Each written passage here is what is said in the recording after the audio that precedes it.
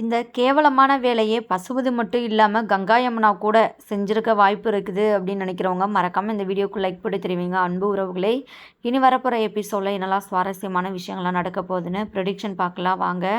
காட்டின ஆதாரத்தை வச்சு பார்த்ததில் போலீஸ்காரங்க பார்த்தீங்கன்னா அந்த புதுசாக வந்தவங்களுக்கு தான் சப்போர்ட்டாக பேசுகிறாங்க. அவங்க சொல்கிறது எல்லாமும் உண்மையாக தான் தெரியுது. ஏன்னா அவங்க பக்கம் ரொம்பவே ஸ்ட்ராங்காக ஆதாரம் இருக்குது. நீங்கள் எதுவுமே பண்ண முடியாது. இவங்கள மீறி நீங்கள் இந்த வீட்டை விற்கிறது ரொம்பவே கஷ்டம்தான். விற்கக்கூடாது சட்டப்படி. அவங்களுக்குமே இந்த வீட்டு மேலே உரிமை இருக்குது. நீங்கள் இவங்க கூட சமாதானமாக போயிட்டு தான் பேசி நீங்கள் உங்களுக்குள்ளேயே எதனால முடிவெடுத்துக்கோங்க அப்படின்னு சொல்லிட்டு போலீஸ்காரர் சொல்லிடுறாரு. சாரதாம்மா ரொம்பவே கதறி அழ ஆரம்பிக்கிறாங்க. சார், நீங்கள் பேசுறது கொஞ்சம் கூட நியாயம் இல்லை. இவங்க ஏதோ போலியாக ஆதாரத்தை ரெடி பண்ணிவிட்டு இப்படிலாம் பிரச்சனை பண்ணிகிட்டு இருக்கிறாங்க. நீங்கள் அவங்கள துரத்தி விடுவீங்கன்னு சொல்லிட்டு பார்த்தா அவங்க கூட எங்களை சமாதானமாக போக சொல்கிறீங்க. என்னங்க சார் இப்படிலாம் பேசுகிறீங்க அப்படின்னு கேட்குறாங்க. உங்களுக்கு இதை விட்டால் வேறு வழியே இல்லை, சரிங்களா? இதை மீறி நீங்கள் இந்த வீடை விற்கிறதுக்கு முயற்சி பண்ணீங்கன்னா அவ்வளோதான், ஜெயிலுக்குள்ளே தான் போகணும் அப்படின்னு சொல்லிட்டு அவங்க கூட பிரச்சனை பண்ணாதீங்க. அவங்க இனி இந்த வீட்டில் தான் இருப்பாங்க.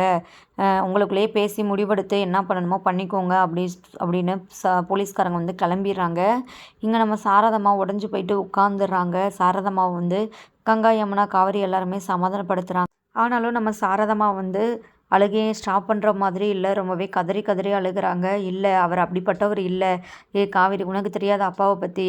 அப்பா இப்படி ஒரு கேவலமான விஷயத்த பண்ணியிருப்பாருன்னு சொல்லிட்டு உனக்கு தோணுதா அப்படின்னு கேட்குறாங்க. அம்மா, என்கிட்ட இப்படிலாம் கேட்குறியே, எனக்கு தெரியாதம்மா. அப்பா மேலே நமக்கு முழு நம்பிக்கை இருக்குது. இப்போ நடக்கிறது எல்லாமும் உண்மை கிடையாது. ஏதோ ஒரு சதி திட்டம். இவங்க எல்லாம் பணத்துக்காக தான் இப்படி பண்ணுறாங்களோன்னு சொல்லிட்டு என் மனசில் தோணுது. இதெல்லாம் நினச்சி நீ உடஞ்சி போய்ட்டு உட்காந்துடக்கூடாது, சரியா? இப்போ வீடை விற்கலைன்னா நம்ம இன்னொரு நாள் கூட இந்த பிரச்சனையெல்லாம் முடிச்சுட்டு என்ன பண்ணணுமோ பண்ணிக்கலாம். நீ ஏமா இப்படி உடஞ்சி போய்ட்டு உட்காந்துருக்குற அப்படின்னு சொல்லிட்டு சொல்கிறாங்க. இல்லடி காவேரி, வேறு என்ன விஷயம்னாலும் பரவாயில்ல. ஆனால் அப்பா மேலே இப்படி ஒரு கேவலமான ஒரு பழி விழுந்திருக்குதே, என்னால் அதை கொஞ்சம் கூட தாங்கிக்கவே முடியலை அப்படின்னு சொல்லிட்டு சொல்கிறாங்க. இங்கே சாரதாம்மா கஷ்டப்படுறத பார்த்து நம்ம விஜய்னால் தாங்கிக்கவே முடியலை. சாரதாம்மா கிட்ட பேசுகிறாங்க. அத்தை, கவலைப்படாதீங்க அத்தை, நாங்கள் இருக்கிறோம். குமரன் அண்ணா தான் இப்போ உங்கள் கூட இல்லை. அவர் இருந்திருந்தா அவர் எல்லாமும் பண்ணியிருப்பார். அவர் ஸ்தானத்தில் இப்போ நானும் நிவீனுமே இருக்கிறோம். நாங்கள் தான் அவங்களோட பசங்க, சரிங்களா? இந்த பிரச்சனையை நாங்கள் பார்த்துக்குறோம். நீங்கள் ஒன்றும் கவலைப்படாதீங்க. நீங்கள் மாமா மேலே முழு நம்பிக்கை வச்சுருக்கிறீங்க, அது தப்பு இல்லை. ஆனால் உண்மை என்னன்னு சொல்லிட்டு தெரியணும்ல, நாங்கள் கண்டுபிடிக்கிறோங்க அத்தை என்ன அப்படின்னு சொல்லிட்டு சாரதாம்மா கையை பிடிச்சி சாரதாம்மாவுக்கு நிவின், விஜய் ஆறுதல் சொல்கிறாங்க. அப்புறம் தான் நம்ம சாரதாம்மா கொஞ்சம் நார்மல் ஆகுறாங்க. புதுசாக வந்த குடும்பம் பார்த்திங்கன்னா வீட்டுக்குள்ளே ரொம்பவே சந்தோஷமாக போகிறாங்க. இங்கே போயிட்டு பார்த்திங்கன்னா உள்ளக்க சுற்றியெல்லாம் பார்க்குறாங்க. புதுசாக அந்த அம்மா இருந்துக்கிட்டு அவங்க பசங்க கிட்ட, இங்கே பாரு, உங்கள் அப்பா எவ்வளோ பெரிய வீடு, அப்படியே அரண்மனை மாதிரி இவ்வளோ அழகாக கட்டி வச்சுருக்கிறாரே. இந்த வீட்டில் நம்ம அவர் கூட வாழ வழி இல்லாமல் இப்படி அனாதையாக விட்டுட்டு போயிட்டாரே அப்படின்னு சொல்லிட்டு ரொம்பவே ஃபீல் பண்ணியும் சந்தோஷத்துலேயும் பேசிகிட்டு இருக்கிறாங்க. இதெல்லாம் கேட்ட சாரதாம்மாவுக்கு பார்த்திங்கன்னா பயங்கர கோவம் தான் வருது. இங்கே பாரு, நீங்கள் இந்த வீட்டில் தங்கிக்கோங்க, அது பிரச்சனை கிடையாது. ஆனால் தேவையில்லாமல் என் முன்னாடி இப்படி பேசுகிறது செய்கிறது அதெல்லாம் வச்சுக்காதீங்க அப்படின்னு சொல்கிறாங்க. இது என்ன நீங்கள் பேசுகிறது கொஞ்சம் கூட நியாயமே இல்லை. இந்த வீடு உங்களுக்கு எவ்வளோ உரிமையோ அதே மாதிரி எங்களுக்கும் தான், சரிங்களா?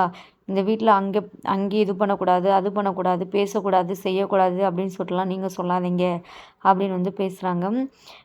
அந்த அம்மா இருந்துக்கிட்டு சாரதாம்மா கிட்ட அப்படியே அக்கறையாக பேசுகிற மாதிரி பேசுகிறாங்க. அக்கா, நம்ம 2 பேரும் ஒத்துமையாக இருந்துக்கலாம்க்கா. நீங்கள் எப்படி அவருக்கோ அதே மாதிரி தான் நானும். உங்களை மாதிரி தான் அவர் என் மேலேயும் ரொம்பவே பாசம் வச்சுருந்தாரு. உங்களை எவ்வளோ பிடிக்குமோ என்னையும் அவருக்கு அவ்வளோ பிடிக்கும்க்கா. நம்ம 2 பேரும் இப்படி சண்டை போட்டிருக்கத அவர் சுத்தமாக விரும்பவே மாட்டார். நம்ம 2 பேரும் ஒத்துமையாக இருக்கலாம். நீங்களும் இந்த வீட்டில் இருங்க, நானும் இந்த வீட்டில் இருந்துக்கிறேன். நம்ம பசங்களும் இருந்துக்க வேண்டியதான். அப்படி நீங்கள் விற்கிறதா இருந்தால் பாதி பங்கு எனக்கும் கொடுத்துருங்க பணத்தை. ஏன்னா எனக்கு 2 பிள்ளைங்க இருக்குதுங்க. அவங்களுக்கு வாழ்க்கை இருக்குது, நான் பார்க்கணும்ல. ஒரு ஒரு பொண்ணா தனியாளாக இருந்துக்கிட்டு நான் என்ன பண்ண முடியும் சொல்லுங்கள்? உங்களுக்கே தெரியும் நீங்கள் இப்போ எவ்வளோ ஃபேஸ் பண்ணுறீங்க அப்படின்னு சொல்லிட்டு. உங்களுக்காச்சும் இப்போது மருமக பசங்க இருக்கிறாங்க. எனக்கு யார் இருக்கிறா சொல்லுங்கள்? என் பையன்தான். அவனே இப்போ படிச்சுட்டு வேலைக்கு போகாமல் இருக்கிறான் அப்படின்னு சொல்லிட்டு என்னென்னமோ பேசுகிறாங்க. இங்கே பாரு, என்ன உறவு கொண்டாட நினைக்கிறியா? ஃபஸ்ட்டு நீ சொல்கிறது எதுவுமே உண்மை இல்லை அப்படின்னு சொல்லிட்டு கூடிய சீக்கிரமே என்னோடய பசங்க நிரூபிப்பாங்க. அதுக்கப்புறம் உன்னை வச்சுக்கிறேன். அது வரைக்கும் நீ என்கிட்ட இப்படிலாம் பேசுகிறது செய்கிறதுலாம் வைக்காத. உன்னை பார்க்கவே கேவலமாக இருக்குது. இங்கே பாரு, நீ சொல்கிற பொய்யை வந்து அந்த போலீஸ்காரர் வேணால் நம்பலாம், ஆனால் நாங்கள் ஒருபோதுமே நம்பவே மாட்டோம் அப்படின்னு வந்து சொல்லிட்டு கிளம்பிடுறாங்க. அப்புறம் இங்கே காவேரி ஃபேமிலி எல்லாருமே பேசிகிட்டு இருக்கிறாங்க. இப்போ இந்த பிரச்சனையை எப்படி சமாளிக்க போகிறோம்னு தெரியலையே அப்படின்னு சொல்லிட்டு இங்கே கங்கா யமுனா பார்த்திங்கன்னா புலம்பிகிட்டு இருக்கிறாங்க. 2 பேருமே பார்த்திங்கன்னா நம்ம ஏதோ நினச்சோம், இங்கே நடக்கிறதெல்லாம் எதுவோ நடக்குது, இல்லை இந்த காவேரி கைக்கு வீடு போகக்கூடாதுன்னு சொல்லிட்டு தான் அப்படிலாம் நடக்குது. இதை கேட்ட காவேரிக்கு ரொம்பவே கஷ்டமாக இருக்குது. ஏன் இப்படிலாம் பேசிகிட்டு இருக்கிறீங்க, இப்போ என்ன பிரச்சனை நடக்குது, நீங்கள் ஏன் இப்படிலாம் பேசிகிட்டு இருக்கிறீங்க அப்படின்னு வந்து கேட்குறாங்க. எல்லாம் உன்னால தான்டி, உனக்கு மட்டும் நாங்கள் இந்த வீடை விற்காமல் இருந்திருந்தா இப்படியெல்லாம் நடந்திருக்காதோ அப்படின்னு சொல்லிட்டு எங்கள் மனசுக்கு தோணுது அப்படின்னு சொல்லிட்டு வந்து சொல்கிறாங்க. இங்கே காவேரி கங்கா யமுனா மாற்றி மாற்றி சண்டை போட்டுக்கிறாங்க. உடனே நம்ம சாரதாம்மா வந்து பயங்கரமாக கோவப்படுறாங்க. தயவு செஞ்சு கொஞ்சம் அமைதியாக இருக்கிறீங்களா, அப்படி நீங்கள் சண்டை போடுறதா இருந்தால் நான் செத்ததுக்கப்புறம் சண்டை போடுங்க, இல்லை இப்போவே நான் சாகணும்னு நினச்சி இப்படிலாம் சண்டை போட்டுருக்கிறீங்களா அப்படின்னு சொல்லிட்டு இங்கே நம்ம சாரதாம்மா கத்த ஆரம்பிச்சுறாங்க. நம்ம காவேரி அம்மா, ஏம்மா இப்படிலாம் பேசுகிற, அப்புறம் என்னடி ஏன்டி இப்படி சண்டை போட்டுட்ருக்குறீங்க, நீங்கள் ஒத்துமையாக இருந்தால் தானே இப்போ நடக்கிற பிரச்சனையை சமாளிக்க முடியும் அப்படின்னு வந்து சொல்கிறாங்க. ஆமாம், இது சமாளிக்கிற அளவுக்குலாம் சின்ன பிரச்சனை கிடையாது. இந்த விஷயத்தை பொறுத்தளவுக்கு எங்களுக்கு என்ன பண்ணுறதுனே தெரியலை. ஒருவேளை வந்தவங்க சொல்கிறது உண்மையாக இருந்தால் நம்ம என்ன பண்ணுறது, நாங்களே இந்த வீட்டை விற்றுட்டு அதில் வர பணத்தை வச்சு நாங்கள் சந்தோஷமாக வாழலாம் அப்படின்னு சொல்லிட்டு இருந்தோம். எல்லாமும் மொத்தமும் நாசமாக போச்சு. இப்போ நம்பிக்கையே போச்சு, எங்களுக்கு பணம் வரும் அப்படின்னு சொல்லிட்டு இந்த புதுசாக வந்திருக்குதுகளே உரிமை கொண்டாடிட்டு, அதுங்க நீ என்னெல்லாம் பண்ண போதுக்குள்ளே தெரியலை அப்படின்னு சொல்லிட்டு புலம்பிகிட்டு இருக்கிறாங்க. இங்கே சந்தானா அவங்களையுமே பார்த்தீங்கன்னா ஒரு மாதிரி தவறாக பேசுகிறாங்க கங்கா யமுனா. இவர் இவ்வளோ பெரிய துரோகத்தை பண்ணிட்டு போயிருப்பாருன்னு சொல்லிட்டு நாங்கள் கொஞ்சம் கூட நினைக்கல, இப்படி நம்மளை நல்லாவே ஏமாற்றிட்டாரு, இவரெல்லாம் ஒரு அப்பாவா, சி அப்படி இப்படின்னு சொல்லிட்டு ஒரு மாதிரி கேவலமாக பேசுகிறாங்க. இதை கேட்ட சாரதாம்மாவுக்கு பார்த்தீங்கன்னா பயங்கர கோவம் வருது. பாட்டியுமே பிடிச்சி திட்டுறாங்க. உங்கள் அப்பாவை இப்படி பேசுகிறதுக்கு உங்களுக்குலாம் வாய் கூசலையாடி, ஏன்டி இப்படி இருக்கிறீங்க, எவ்வளோ கேவலமாக இருக்கிறீங்க, உங்களை பார்க்குறதுக்கு எனக்கே ரொம்பவே அசிங்கமாக இருக்குது அப்படின்னு சொல்கிறாங்க. இப்போ எதுக்காக எங்களை திட்டுறீங்க பாட்டி, போயிட்டு உங்கள் பையனை திட்டுங்க, நீங்கள் மேலே போயிட்டு உங்கள் பையன் கூட சண்டை போடுங்க, எதுக்காக இப்படி பண்ண அப்படின்னு சொல்லிட்டு, என்ன சும்மா எங்களை பேசி எதுவும் ஆக போகிறதில்ல, அதோ அவங்க தானே வந்து எல்லா ஆதாரத்தோடு வந்து காமிச்சிட்ருக்குறாங்க அப்பா எப்படிப்பட்டவர்னு சொல்லிட்டு, இனியுமா உங்களால் நம்ப முடியல, அப்பா நமக்கு தெரியாமல் இப்படி பண்ணது தான் உண்மை, அதை ஏற்றுக்கிட்டு தான் ஆகணும் அப்படின்னு சொல்லிட்டு வந்து சொல்கிறாங்க. இங்கே சாரதாம்மா வந்து பார்த்திங்கன்னா கங்கா யமுனா கன்னத்திலே பலார் பலார்னு 2 அறையை விட்டுறாங்க. அடைச்சி வாயை மூடுங்க, நீங்களாம் எனக்கு அவருக்கும் பிறந்த பிள்ளைங்க தானா, அசிங்கமாக இருக்குது, எப்படிலாம் பேசிகிட்டு இருக்கிறீங்க, உங்களுக்கு வேணாம் அவர் மேலே நம்பிக்கை இல்லாமல் இருக்கலாம், ஆனால் அவர் இப்படிப்பட்ட ஒரு கேவலமான விஷயத்தை அவர் பண்ணியிருக்கவே மாட்டார். 30 வருஷம் அவர் கூட நான் இருந்திருக்கிறேன், அவரை பற்றி எனக்கு நல்லாவே தெரியும். அவர் ஒரு இரும்புக்கு கூட துரோகம் நினைக்காதவர்.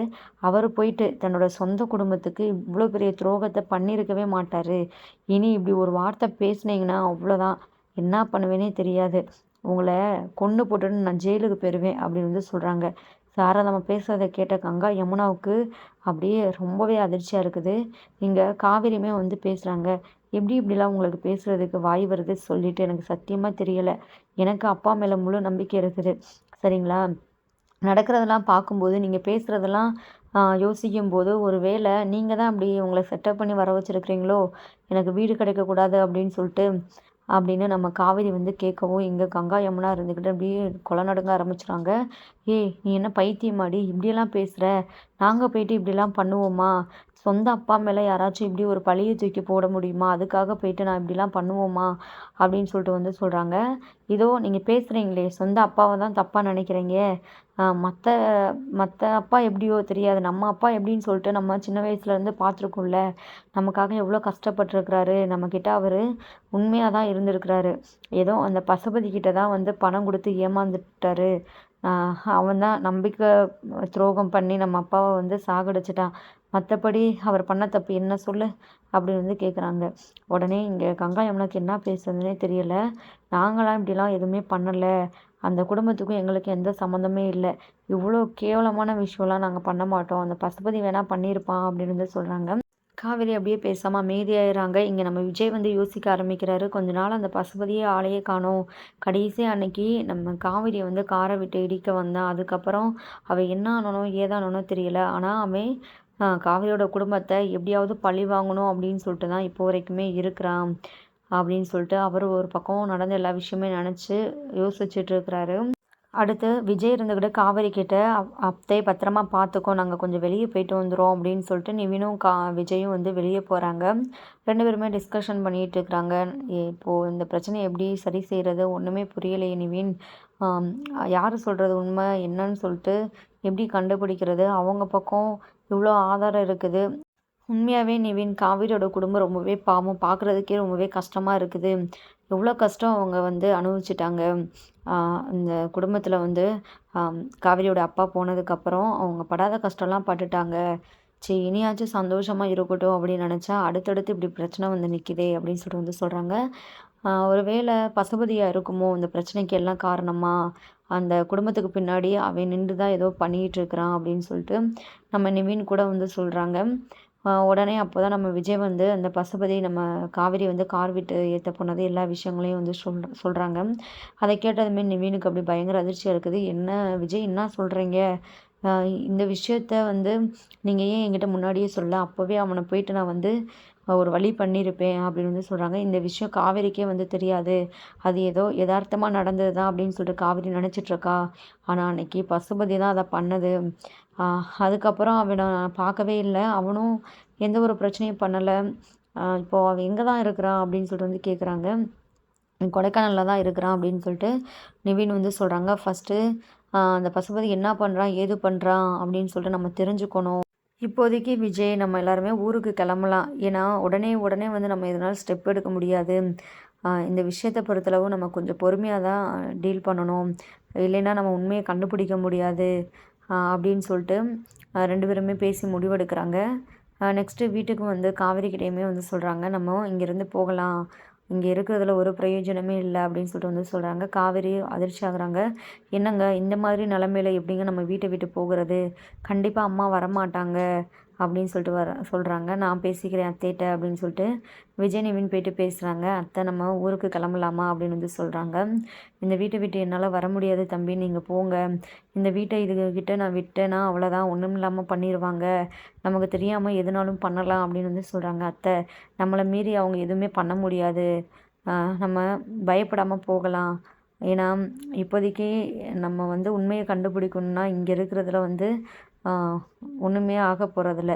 நம்ம கொஞ்சம் தூரமாக இருந்துட்டு நம்ம என்ன பண்ணணுமோ பண்ணுவோம். அவங்களுக்கு சந்தேகமே இல்லாமல் நம்ம வந்து உண்மையை கண்டுபிடிக்கலாம் அப்படின்னு வந்து சொல்கிறாங்க. விஜய் சொன்னதை கேட்டுட்டு நம்ம சாரதாம்மா சரிப்பா போகலாம் அப்படின்னு வந்து சொல்லிடுறாங்க. எல்லாருமே பார்த்திங்கன்னா சென்னைக்கு கிளம்பி போயிடுறாங்க. இங்கே நம்ம விஜய் காவேரி வந்து தாத்தாவோட வீட்டுக்கு வந்துடுறாங்க. இங்கே தாத்தா வந்து விஜய்கிட்ட காவேரிக்கிட்ட வந்து விசாரிக்கிறாங்க. என்னப்பா போன விஷயம் எவ்வளோ சூப்பராக நல்லபடியாக முடிஞ்சதா? காவேரி இனி வந்து நீ சந்தோஷமாக தான் இருக்கணும், வருத்தப்படக்கூடாது. உன்னோட வீடு உனக்கே கிடச்சிருச்சுல அப்படின்னு வந்து சொல்கிறாங்க. நம்ம காவேரி அப்படி கண் கலங்கி நிற்கிறாங்க. தாத்தா அதை பார்த்ததும் என்னப்பா விஜய் என்னாச்சு? காவேரி இப்போ எதுக்காக கண் கலங்கி நிற்கிறா? அந்த கங்காயம்லாம் இதனால் பிரச்சனை பண்ணாங்களா அப்படின்னு சொல்லிட்டு வந்து கேட்குறாங்க. அப்போ தான் விஜய் இருந்துக்கிட்டு அங்கே நடந்த எல்லா பிரச்சனையுமே சொல்கிறாங்க. தாத்தா நாங்கள் நினச்சி பார்க்க முடியாத ஒரு விஷயம் நடந்துருச்சு. நாங்கள் ரிஜிஸ்ட்ரேஷன் ஆஃபீஸுக்கு கிளம்ப போகிற டைமில் வந்து ஒரு குடும்பம் வந்து காவேரி அப்பாவுக்கு செகண்ட் ஒய்ஃப் இருக்கதாகவும் குடும்பமே வந்து நிற்கிது. ஒன்றுமே புரியலை. பாவம் சாரதாத்தை தான் ரொம்பவே மனசுடைஞ்சு போயிட்டாங்க. இப்போது அந்த வீட்டில் வந்து அவங்களுக்கும் பங்கு வேணும் அப்படி இப்படின்னு சொல்லிட்டு ஒரே பிரச்சனை அப்படின்னு சொல்லிட்டு நடந்த எல்லா விஷயத்தையுமே வந்து சொல்கிறாங்க. தாத்தாவுக்கு அது மிகப்பெரிய அதிர்ச்சியாக இருக்குது. என்னப்பா என்னென்னமோ சொல்கிறேன், நீங்கள் போன விஷயம் நல்லபடியாக முடிஞ்சிருக்கும் அப்படின்னு சொல்லிட்டு நான் ரொம்பவே சந்தோஷத்தில் இருந்தேன். இப்போ புதுசாக ஏதோ ஒரு பிரச்சனையை சொல்கிறியே அப்படின்னு வந்து சொல்கிறாங்க. ஆமாம், ஆனால் இப்போ வரைக்குமே காவேரி சாரதா அத்தை பாட்டி எல்லாருமே வந்து சந்தானம் மாமா இப்படி பண்ணியிருக்கவே மாட்டார் அப்படின்னு சொல்லிட்டு ரொம்பவே உறுதியாக நிற்கிறாங்க. சீக்கிரமே உண்மையை கண்டுபிடிச்சி இப்போது புதுசாக வந்த அந்த குடும்பத்தை விரட்டி விடணும். அப்போ தான் காவேரியோட குடும்பம் வந்து சந்தோஷமாக இருப்பாங்க. காவேரிக்கும் அந்த வீடு வந்து கிடைக்கும் தாத்தா அப்படின்னு வந்து சொல்கிறாங்க. சீக்கிரமே எதனாலும் பண்ணுப்பா, எதனாலும் ஸ்டெப் எடுத்து விஷயத்தை கண்டுபிடிக்க பாருங்கள். அந்த குடும்பம் வந்து உண்மையாகவே வந்து இது காவேரியோட அப்பாவோட குடும்பமா இல்லை எதுனாலும் பணத்தை பறிக்கணும் அப்படின்னு சொல்லிட்டு வந்த திருட்டு கும்பலா அப்படின்னு சொல்லிட்டு கண்டுபிடிப்பா அப்படின்னு சொல்லிட்டு வந்து சொல்கிறாங்க. ஆமாம், அங்கேருந்து எதுவுமே பண்ண முடியாது அப்படின்னு சொல்லிட்டு தான் நாங்கள் இங்கே வந்தோம். இங்கேருந்து தான் எல்லாமும் மூவ் பண்ணணும். அங்கே ஒரு ஆள் அவங்களுக்கே தெரியாமல் வச்சு என்னன்னு சொல்லிட்டு கண்டுபிடிக்கணும் அப்படின்னு சொல்லிட்டு விஜய் சொல்கிறாங்க. நல்ல ஐடியா தான்ப்பா, கண்டிப்பாக நல்லதே நடக்கும் அப்படின்னு சொல்லிட்டு நம்பலாம் அப்படின்னு சொல்லிட்டு நம்ம காவேரிக்குமே நம்ம தாத்தா வந்து ஆறுதல் சொல்கிறாங்க.